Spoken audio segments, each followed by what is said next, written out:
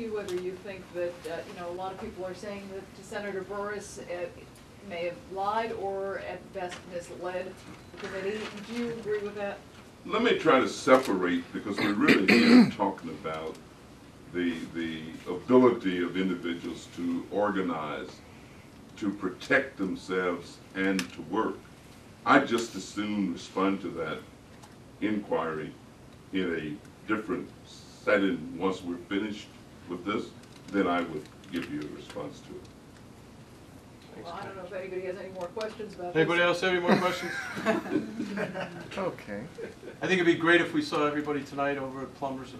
It'd be, I think it's going to be a very historical event, and I appreciate the Chicago media for taking the time out and making sure that this is part of the news. Thank you all. Can we have Danny do this with the lectern while we're all set Yeah, up? sure. Go ahead, Danny. Oh, okay. You're in the hot seat here. I can continue to use That's a lot, my All friend. right. There's Dennis. You know, I really think the saga of the replacement for President Obama in the Senate, I had hoped that it would have been put to bed right now and that it would have rested. It appears to me that there is controversy surrounding what Senator Burris may or may not have said. It appears to me that when he went before the impeachment panel in the General Assembly, that he was reacting as though a trial was taking place. And he had his lawyer there, his legal counsel. And I'm not a lawyer, but every time I've ever engaged a lawyer and I had to publicly respond to something, he always said, don't say any more than what you asked. Don't reveal anything other than answer to whatever is asked of you. And it appeared to me that that's what Senator Burris was doing. I noticed every minute or two he'd reach over, look over, and talk to Tim Wright and whisper something, and Tim would whisper something. And so I think that's what Senator Burris was doing. And so when direct questions were not asked, he only responded to what was asked. And that's what he said that he did. I have every reason to believe that that's what he did. Now, could one say that perhaps he may have made a mistake by doing that? Well, I think that becomes debatable, and it's possible, but I don't think many people can deny that when you're in a trial-like environment and you have an attorney, that you pretty much try and follow what your lawyer suggests. As a matter of fact, I think the governor's lawyers quit because he wouldn't do that. And so I think that's what Roland was doing. And I don't think that Roland was trying to hide. But didn't he have an Congressman, obligation to the people on of BlackBerry Illinois? here, it says that Michael Madigan has just referred documents related to Mr. Burris's testimony to the Sangamon County prosecutor. Does that take this to a level that would perhaps suggest that Mr. Burris should resign? No, I think even the fact that it's been referred to a prosecutor, what that means is that the prosecutor, even though he might be in Sangamon County, can only look at the information that is there. Senator Burris maintains that he has not changed anything related to what he said.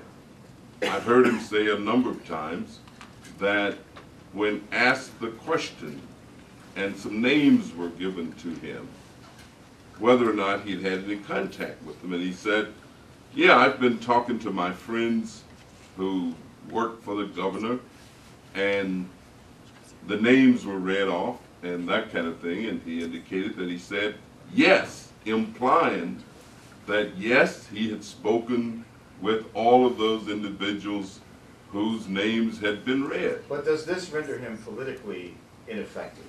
Well, I don't think so. I think what it does, one, because of all the hype that existed already about the replacement about the appointment, that the environment is so contentious, and that there are reporters and there are politicians who will look for any opportunity to demonstrate that one should not have been interacting with the legally elected governor at that particular time.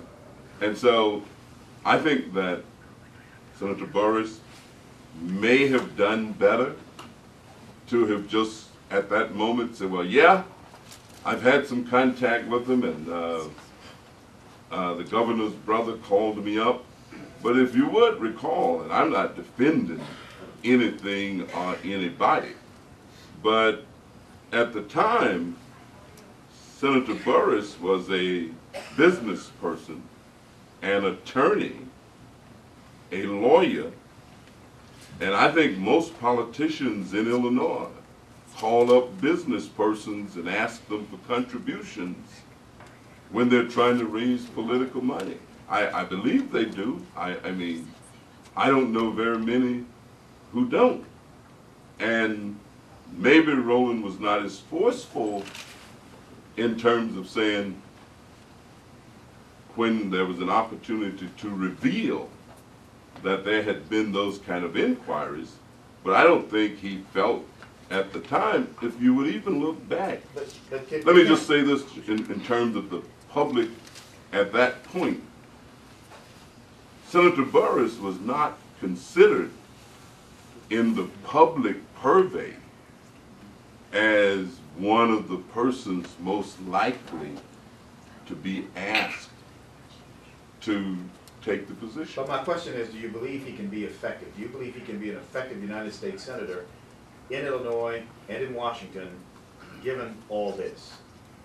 Oh, without a doubt, I think he can be effective. I have, seen some of his response to issues as he has interacted.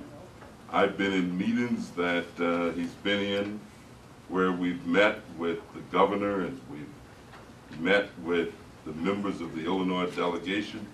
He has raised pertinent issues and pertinent questions and expressed positions and points of view. I just think that it is much too early, based upon anything that Roland Burris has done, to suggest that he could be anything less than effective. If people want to continue to beat up on Governor Blagojevich, and that's what they're doing, and Roland becomes the surrogate, then I think that's some of what's happening. All right, thank you. Thank you. Very much.